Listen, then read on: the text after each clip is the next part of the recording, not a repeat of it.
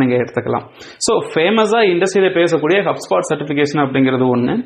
எங்கிட்ட படித்ததுனால நான் கொடுக்கக்கூடிய என்னுடைய அமுதகுமார் டிஜிட்டல் மார்க்கெட்டிங் சர்டிஃபிகேட், அவங்களோட சர்டிஃபிகேட்டை நான் இங்கே வந்து அட்டாச் பண்ணியிருக்கேன். இது ஒருத்தருடைய சர்டிஃபிகேட்டு, இது இன்னொருத்தருடைய சர்டிஃபிகேட்டு.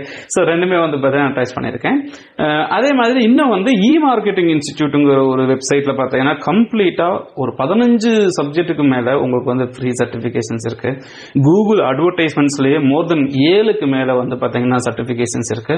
அட்வர்டைஸ்மெண்ட்ஸ்ல இமெயில் மார்க்கெட்டிங் எடுத்துட்டீங்கன்னா நிறைய பிளாட்ஃபார்ம்ல வந்து சர்டிஃபிகேஷன்ஸ் இருக்கு. ஸோ இந்த இண்டஸ்ட்ரியை பொறுத்த வரைக்கும் சர்டிஃபிகேஷன்ஸ் மேட்டர் இல்லை, அந்த நாலேஜ் தான் மேட்ரு. ஸோ உங்களுக்கு அந்த நாலேஜ் இருந்ததுன்னா அந்த நாலேஜை டே டு டே பேசிஸில் அப்கிரேட் பண்ணிட்டு அப்கிரேட் பண்ண அந்த நாலேஜை பயன்படுத்தி உங்களுடைய ஜாப் ஆஃபரை நீங்கள் தேடி போகிற மாதிரி இருக்கும். இல்லை உங்கள் பிஸ்னஸுக்கு அதை நீங்கள் பயன்படுத்துகிற மாதிரி இருக்கும். ஸோ பொதுவாகவே நாலேஜை கேதர் பண்ணுறதுக்கு பல விதம் இருக்குது. அதில் ஒரு விதம்